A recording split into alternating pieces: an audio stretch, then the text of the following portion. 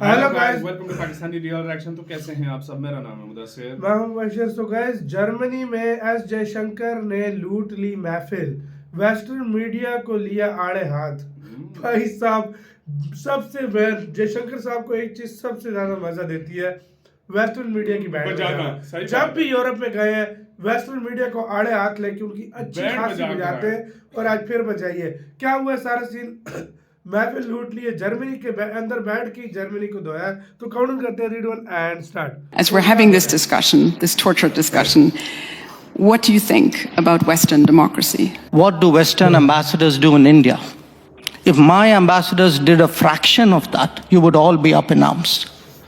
So I think there are double standards here. मैं जयशंकर को सुनता हूँ सर, जो फॉरेन ट्रिप्स पे सर वो उसने यूरोपियन सारे बैठे हुए थे। उन्होंने कहा एक तो आप इस खप से निकल आए कि आपकी लड़ाई हमारी लड़ाई है। This, the mark you see on my nail, is a mark of a person who's just voted. To self-appointed custodians, people who've never fought an election, who are nothing to do with democracy, actually telling the rest of the world what is right and what is wrong in democracy. And I think it is, to me, inevitable. इसी तरह मोदी के जो foreign minister है वो भी बड़े सख्त उन्होंने घूर रहे हैं। तो मैं ये समझता हूं कि अमेरिका ने मोदी को फोर्स किया है कि उनसे ऑयल गैस भी खरीदे। मुझे तो कभी कभी लगता है सर, जो मैं उनको देखता हूँ, मैं फॉरेन ट्रिप्स देखता हूँ, फॉरेन वो जिस तरह उन्होंने मिडिल ईस्ट में सर हमारा होल्ड था, मिडिल ईस्ट में वो मनूवर कर गए। ये डॉक्टर जयशंकर ने basically he was telling, he was basically in other words he was educating or he was trying to give a lecture। फिर यूरोप में मैं देखता हूँ कि वो अपने मामलात कर गए, वो रशिया के साथ अपने मामलात देख रहे हैं, वो चाइना के साथ अपने मामलात देख रहे हैं। ऐसा लगता है कि कम से कम फॉरेन पॉलिसी के लिहाज से इंडिया ने पाकिस्तान को आउट क्लास कर दिया सर। अब खबर बाजवा साहब ये है, 5th जनरेशन के लड़ाका तैयारे जो है वो लड़ाके चाइना से चीन हमें दे रहा है। और उसके बाद भारत और पाकिस्तान का जो मुकाबला है वो पाकिस्तान यहां अल्लाह की रहमत से और भारत यहां आ जाएगा। I personally enjoyed Dr. Jaishankar is one of the finest statesmen of the contemporary international politics के अंदर। नमस्कार दोस्तों, लगता है जयशंकर साहब एक अलग ही मिजाज में आ जाते हैं जब उनके सामने वेस्टर्न मीडिया बैठा होता है। वेस्ट वर्सेस जयशंकर जी की ये लव स्टोरी खत्म ही नहीं होती।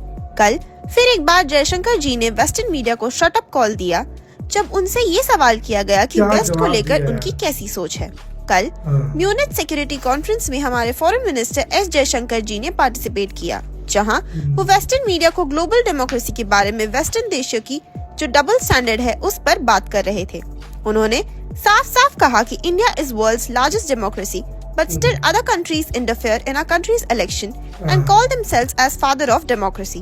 हम सबको पता है कि भारत में इलेक्शंस बहुत ही फ्री एंड फेयर तरीके से होते हैं और हमारे देश में मीडिया से लेकर आम लोगों को सब चीज की आजादी है। और यही कारण है कि आज भारत रशिया से ऑयल, यूएसए से डिफेंस, फ्रांस से राइफल और गल्फ कंट्रीज से एक बहुत ही भरोसेमंद वाला रिलेशन शेयर करता है।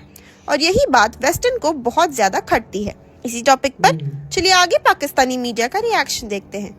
वीडियो को लाइक और चैनल को सब्सक्राइब कर लें। बाजवा साहब, आपकी सारी बातें अपनी जगह पे दुरुस्त होंगी, लेकिन अगर आप जरा थोड़ा सा गौर कर लेना कि इस वक्त हो क्या रहा है।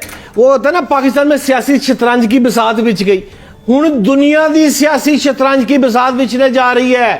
अगर मोदी अमेरिका है तो पाकिस्तान में तुर्किया, अगो चाइना, अगो रशिया। आप एयरपोर्ट पे जरा गौर फरमाएं कि प्रेसिडेंट ऑफ पाकिस्तान आसिफ जरदारी और प्राइम मिनिस्टर तुर्किया के सदर को लेने पहुंच गए हैं। ये मतलब है इज्जत की इंतहा है। इसी तरह सदर मुल्क जब चाइना जाता है वहां इज्जत मिलती है। लेकिन खबर क्या है?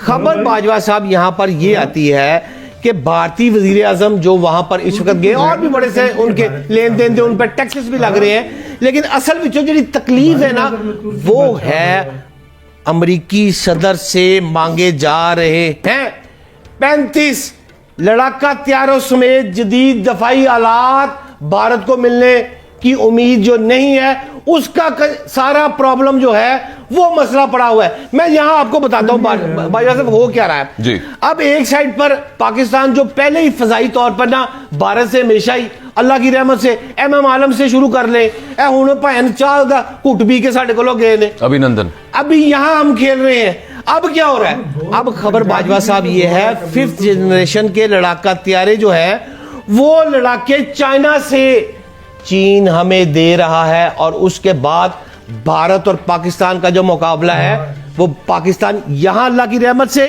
और भारत यहां आ जाएगा। क्यों आएगा? उसका जवाब ये है कि 35 तैयारों का जो पहला स्क्वाड है वो 40 तैयारों पर मुश्तमिल है। ये पाकिस्तान में लैंड करने वाला है, और यहां पर दर्जनों अफराद ऐसे हैं जो इस वक्त चाइना में हमारी ट्रेनिंग दे रहे हैं। और ये त्यारा बाजवा साहब, ये जब ऊपर जाता है ये भारत के रडार में नहीं आना। To self-appointed custodians, people who've never fought an election, who are nothing to do with democracy, actually telling the rest of the world what is right and what is wrong in democracy. And I think it is, to me, inevitable that it will be challenged. My second issue, is, look, every country has its mainstream politics. It has its outliers, okay?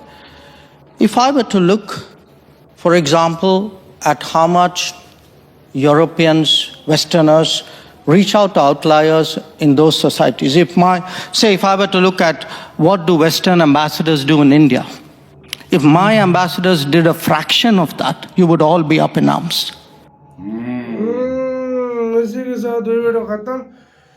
बात पे गौर करो, उस पाकिस्तानी को ignore मारो, वो funny था। अब आते हैं इस चीज के ऊपर। भाई मैं एक बात करना चाहूंगा,